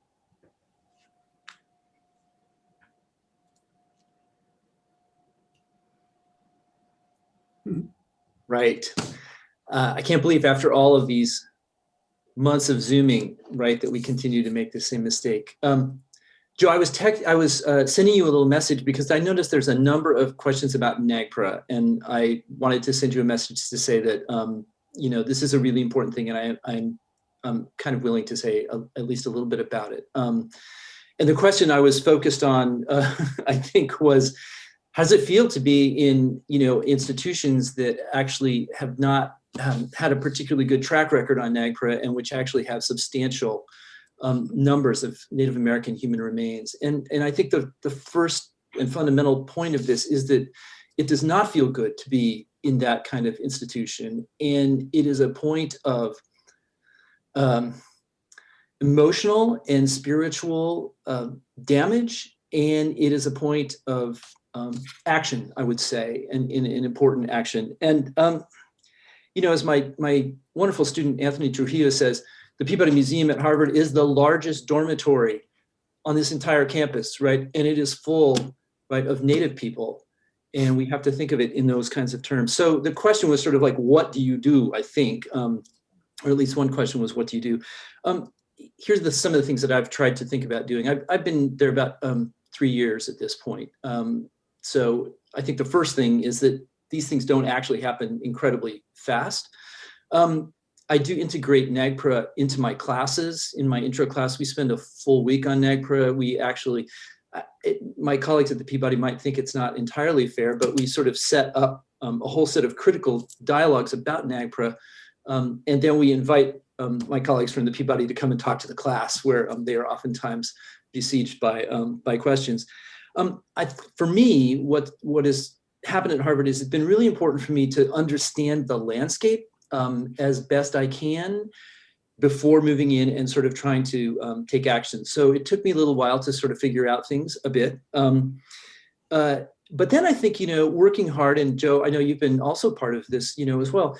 You know, we push administrators, right? We push deans. Joe and I were both part of this at, you know, at Michigan, as was Veronica Bassfield, who I see is on here as well, you know, and there was a wonderful alliance there between students, you know, who were willing to say, like, we're going to camp out in front of the museum with the drum, and we're going to be there 24/7. And faculty were saying, here's some documents, and here's some stuff to think about, and here's the administrative stuff, and here's a lawyer who's going to talk to us about this, right? I mean, so there was a multiple, you know, kind of effort there that was really useful and I think important. So one of the things that's been happening here clearly has been sort of efforts on the part of new faculty at Harvard. You know, Native faculty at Harvard is a new thing.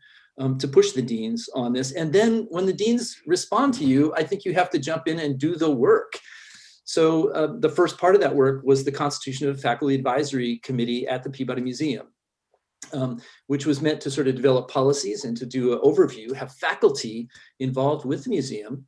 That committee led to the creation of another committee, a NAGPRA, specifically NAGPRA focused committee, which I'm the chair of, and which, you know, Veronica asks if we have a plan. I would say we have a kind of a plan. And certainly the first thing that we've been talking a lot about, and I think there's motion on this that's going to, you know, I can't actually say anything right now, but on NAGPRA 10.11 regulations and on associated funerary objects, which has been a real sticking point, you know, at Harvard. I think we're going to have motion on that very, very quickly. And then when other things kind of emerge, as has emerged at Harvard over the last month or so, with the announcement that Harvard has the remains of 15 African-American or African descended people who would have been alive at the time of slavery, the constitution of another committee, right, on human remains. I'm on all three of those committees. I show up for the meetings.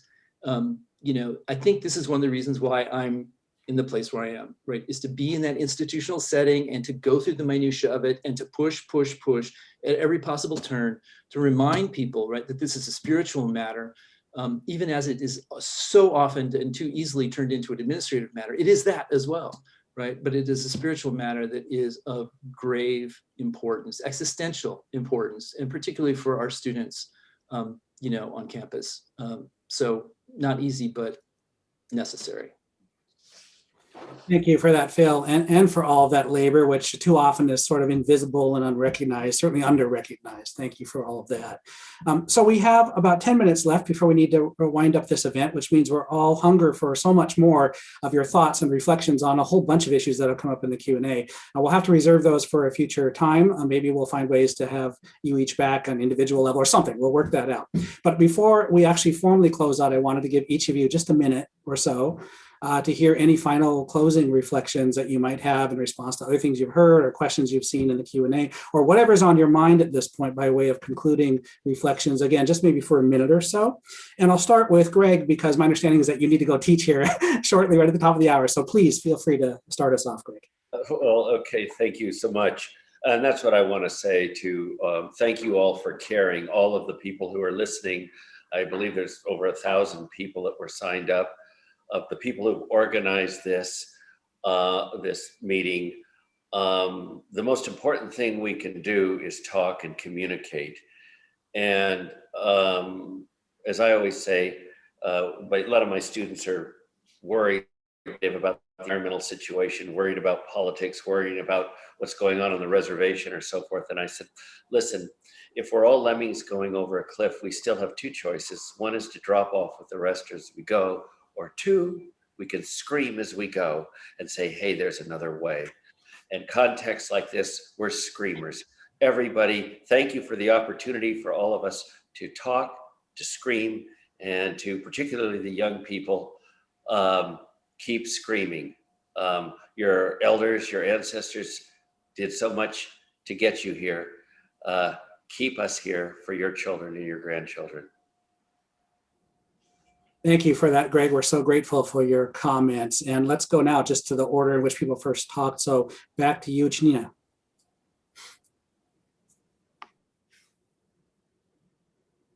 Thanks, Joe. Can you hear me? Yes, we can. Yeah, Bill's right. Well, so I was just looking, scrolling through some of the questions, and I thought I just might respond very briefly. There's a question about resources and a question about balance. How do we balance the various demands and goals in these, as you've heard from these folks, these complicated lives. So anyway, attention shoppers. This is shameless. This is shameless. Okay, resources, the Journal of the Native American and Indigenous Studies Association. And Kelly McDonough and I are co-editors. Little shameless plug there. You know, and there was also a question about museums. I mean, one thing we have that, you know, many things didn't exist 30 years ago, and Henry could talk about what didn't exist before that, but now there's ATALM, the Association of Tribal Archives, Libraries, and Museums. I mean, this incredible dynamic organization of Native people and their allies working on the ground. I mean, we have resources now, and, you know, we have this thing called the internet, which, you know, didn't exist when I started my job, and many of us are of that generation. You know, the ways to connect now and communicate are, we need to use them. We need to use them and I guess in that sense, indigenize them. I think the question about balance is a really, really, really, really difficult one. And as astonishing as and admirable as all the people on this panel are, and I'm just in awe of every single one of them, you know, I do think there's moments when we have to say to ourselves, or our family members say it to us, you just can't do it all. You have to pick your battles, or you will just, you know, explode and not be any good to anybody. And that's really tough. And I think that's very tough to navigate as a student. It's very tough to navigate as a grad student when you just feel like you have to do it all. And that's where I think we rely on our families and our communities and to help center us and remind us that maintaining health and well-being is really, really challenging for our communities, but we have to do it for ourselves too.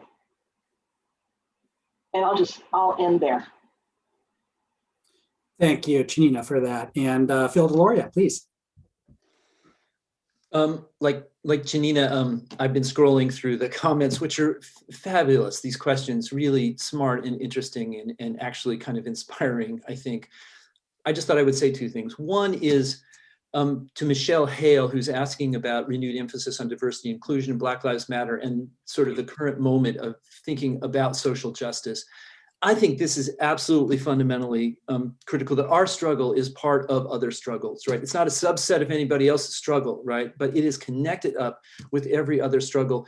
And this is not as easy to do, I think, as it seems like it should be. And I think it's going to take a lot of work and effort and self-conscious kind of grappling with problems to really make this work. I mean, you know, not to sort of like go into all academic speak, but like settler colonial theory will predict our erasure from every one of these particular contexts, right? And pushing back against our erasure in the context of, for example, African-American moves for social justice, right? How do we do that gracefully and honorably and decently, right, with our friends and our colleagues and our allies?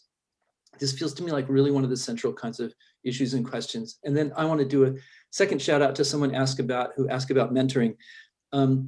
This has been so important in my own life. And, mentors who come and go, mentors who show up at exactly the right moment to say exactly the right thing and then disappear out of my life, mentors who are kind of there always. I've had 3 really good collegial cohort mentors, and I just want to say who they are: Tsianina, Lomawaima, Robert Warrior, and Jeannie O'Brien, right? Who have always been there, for me when I had a question, who've always, engaged me, forced me to think hard about critical things, helped me out. Those are one of the reasons why we're here. So I want to say thank you to all of you, and Jeannie, if you're on, saying thank you to you, as well. And then to understand that our obligation is to give back in the same way, right? To mentor as best we can. I think one of the reasons I'm, here at Harvard is frankly to write tenure letters for everybody. And I'll just say, period, after that. Thanks, Bill. Appreciate that. Robert Warrior. I want to say you don't have to be at Harvard to write tenure letters. I think that Phil and I write as many as anybody else, but that's a very gratifying thing to do as well. So I wanted to share a story about really how to give back, and that how profound it was in the same period of time that I was talking about earlier.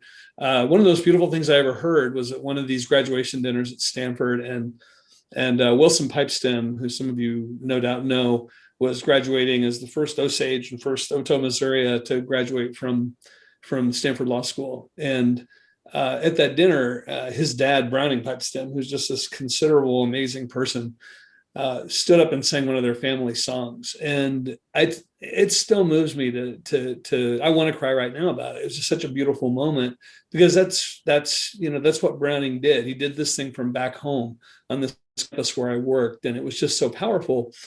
And then not long after that, my first book had come out, and I'm giving away the punchline there, but during our giveaway day, during our dances in the summer, Browning was doing his big giveaway with his on one of their family songs, and started talking about a book that he'd read, and was talking about it for a while. And I went, that sounds like Tribal Secrets. That sounds like that book that I wrote. And he was saying really nice things about it. And he called me out, put a blanket on my shoulders, beautiful kind of Chief Joseph, big Pendleton blanket. And I've carried that with me. It's just been such an important moment in my life, to where there at the most important part of our life as people, as Osage people, I was recognized by a leader in our community for my intellectual work, for my academic work. And it was so meaningful to me and so powerful. I think we need things like that. And I was really, I saw that Jamie Powell was on earlier. I don't know if she's still here or not, but, several years ago, we had 4 Osages earn their PhDs in the same year. And I kind of put it together that I said, I'm going to do for them what Browning did for me. And, on Sunday during our dances, this time in Pawhuska, I had I asked a relative if I could go out and give away on their song. And I called those 4 PhDs, including Jamie, who was on earlier, and Jessica Harjo, and Studi Redcorn, and Alex Redcorn out. And, putting that, it was just such a powerful moment to be able to recognize that achievement for those young PhDs, and finding ways to do that are meaningful to everybody. You'll always feel better for it. You'll feel great for doing that sort of thing. And I just encourage us all to do it. Thank you, Robert. Henry Mann. I'll try to sum it up very quickly. Education, and those students that we teach, those students who many times are so far away from home and feel so alone, deserve to have their own course where they make this adaptation to a totally different environment.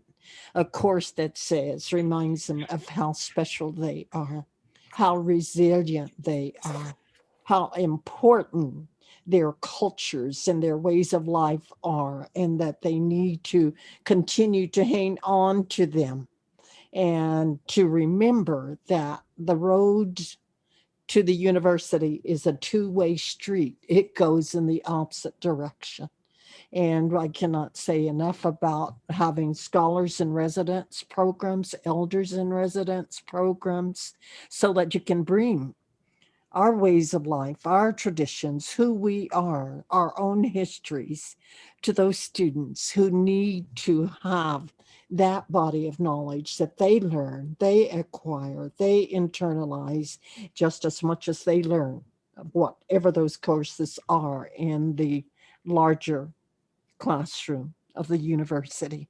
I'm just very concerned that they have that component to who they are as our beloved and special children reaffirmed, and that they are told how special and how important they are. In Native American studies programs like you all have are the places where that can occur and should. Wonderful. Thank you so much. We need to close out. Let me just say that it has been my honor and privilege to have sat among you tonight as the eminent luminaries of our field that each of you represent. In some cases, you've overcome very long odds to become national treasures. And it is just so exciting and moving to sit among you tonight. So thanks for all of your contributions here. I also want to quickly acknowledge our HUNAP staff, Shelley Lowe, Jason Pacino, and Sam Hernandez, who've labored tirelessly on getting ready for this event, and it's gone off so smoothly. I'm so grateful. I'll turn it over to Teresa, who will also, I'm sure, thank the staff at Stanford as well. The recording for this event will be posted online or linked for the HUNAP website and the Stanford website as well. So be on the watch for that if you're interested. And finally, let me just say that our 50th anniversary here at Harvard has had a number of events already and a few more left. I won't take time today other than to say that we do circulate that information as widely as it can. The one I will call your attention to is the Muskoke poet and musician and the poet laureate of the United States, Joy Harjo, will be joining us for a reading of her poetry on April 5th at 6 p.m. Eastern time. And Phil Deloria will also host an exchange and conversation with Joy at that time. So we welcome you all back for that. On behalf of myself and HUNAP and our staff and our students and our community here, thank you so much all for attending. And let me turn it over finally to Professor LaFromboise for her closing remarks on behalf of Stanford. Okay, thank you, Joe. And thank you for this invitation. It's been wonderful. I really appreciate being able to be involved, and thank everyone on, all the scholars. I mean, it's just been amazing.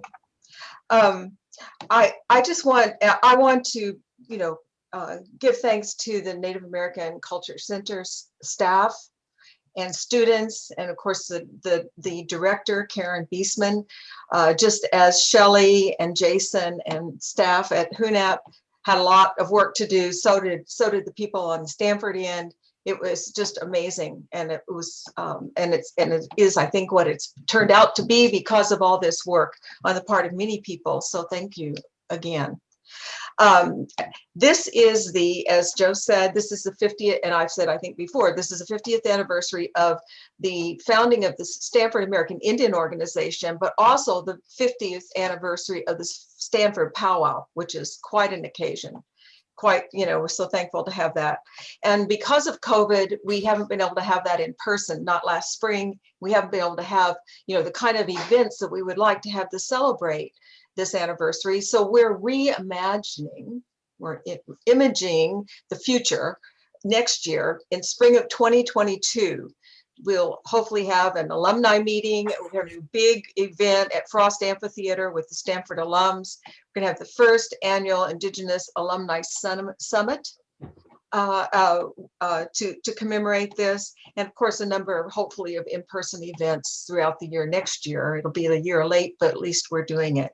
So I think that's what I wanted to say, except just a little bit about Stanford.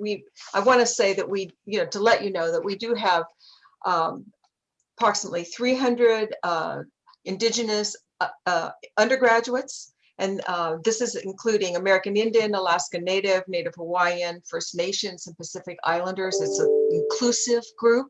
So 300 undergraduates and 100 graduate students. We have 4 Native American faculty at Stanford in academic departments, and we have 5 Native American lecturers in Native American studies. We actually have a visiting Native American artist in residence virtually this year. So that's what we do. And thank you so much for allowing me to be a part of it. Thank you.